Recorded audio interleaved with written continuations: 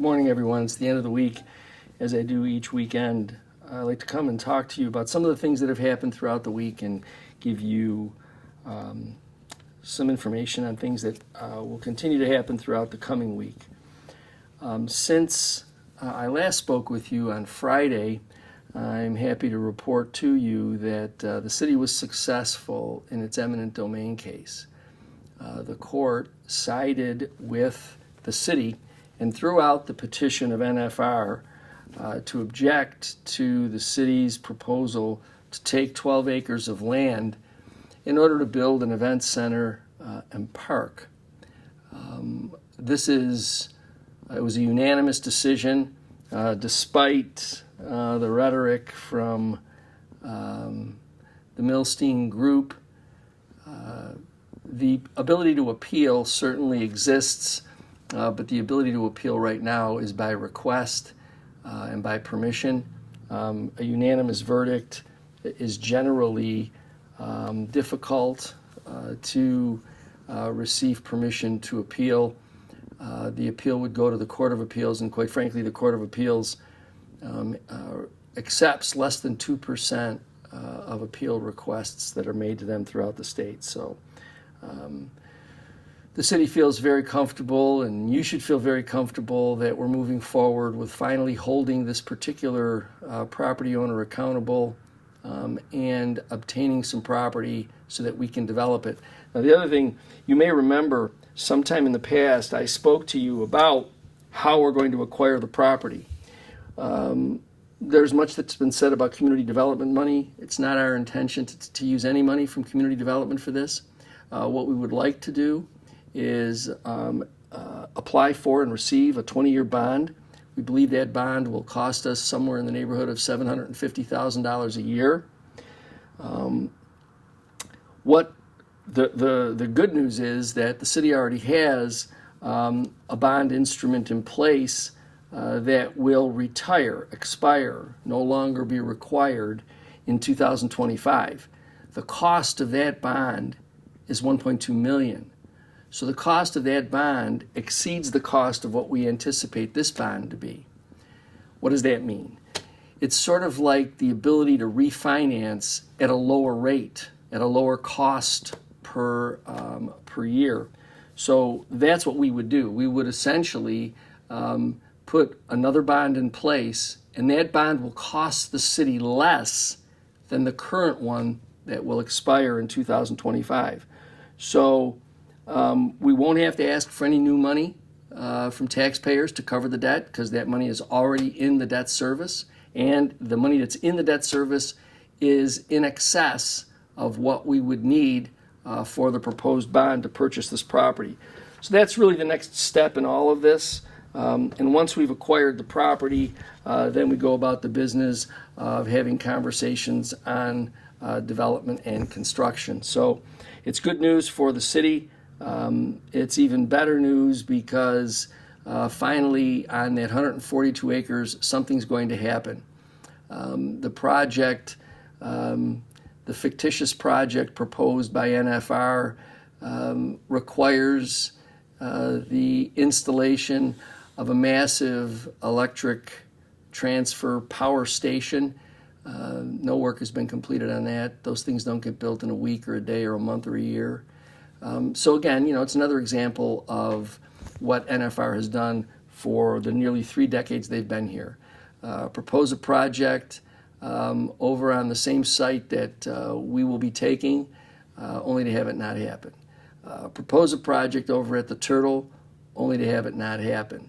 And the only reason why they do this is always for the purposes of trying to drive up the price of their property. The amazing thing about this is that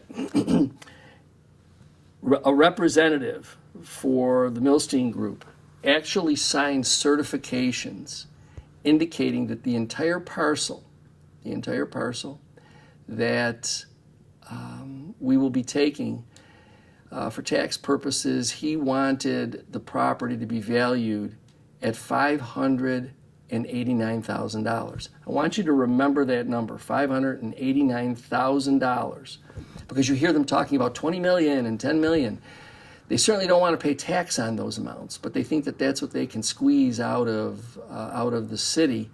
In the same vein, they are trying to reduce their tax burden, which they've done for the last several years, costing the city over $1 million in property tax, shifting that burden to you and me. So we're pretty happy with the results, and we'll have more on that as we go forward. Roswell Park brought the early detection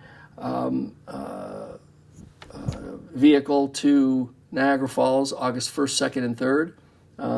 It's for lung cancer screening. It was out at the LaSalle Senior Center. Next month, the mobile screening unit will be at the John Duke Center. That'll be there September 5th, 6th, and 7th for use principally by those who qualify, and you would have to get pre-screened. We'll be posting additional information on how you do that in advance of the mobile unit coming. I'd like to thank the volunteers. It was a great example of what I think we should have more of in our community. I want to thank the volunteers who came out to the corner of Ashland and 19th to clean up that particular area. It's a private lot. It had become overgrown. And often what the city has to do is it has to cut these things down and build a private property owner, because private property owners just don't seem to want to keep up their properties.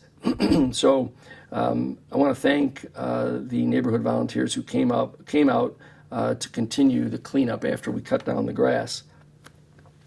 The state parks is celebrating 100 years of existence. It has been since 1924, so they're announcing their celebration from now all throughout next year, celebrating the New York State Park System. We had the Commissioner of Parks, Eric Kulisade, with us yesterday down at the Niagara Falls State Park. If you haven't been down there in a while, please go on down to the state park. The state parks folks have done a great job in really making the park not just beautiful, but also entertaining for guests and for visitors.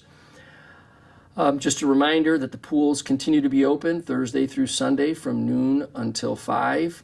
So if you're looking for a place to cool down, the pools are open. Our Department of Public Works continues to be out doing road repair.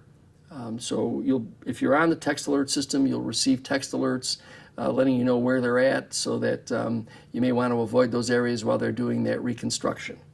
And if you're not on the text alert system, I ask you to please sign up at 716-FALLS-23, 716-325-5723.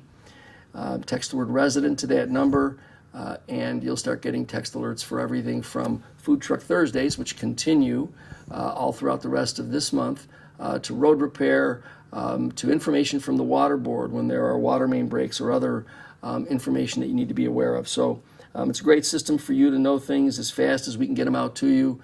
So please, if you haven't signed up, please do that. Next week, we are looking forward to having all of the firefighters, the volunteer firefighters, will have their convention in town on August 10th, and we're looking forward to welcoming them here to the city of Niagara Falls. Again, we have the Italian Festival that'll be happening at Hyde Park this weekend, so please come on out if you want to have some good food and fun. It'll be out at the Hyde Park in the Centennial Oasis area, so please come on out and enjoy the fun. We continue to work toward making sure that all of our community gets as much attention as possible with regard to parks and public works. It is unfortunate that there's a list, and a long list sometimes, for tree removal, sidewalk repair, all of those things that I know all of us wish we could do rather rapidly, me included. But the reality is we have some limited resources. The men and women who are out there are working very hard, so your patience with them in getting to the problem that you may have reported is greatly appreciated. As you go out and about this weekend, I ask you to please be safe, enjoy yourself, and I look forward to talking to you again next week.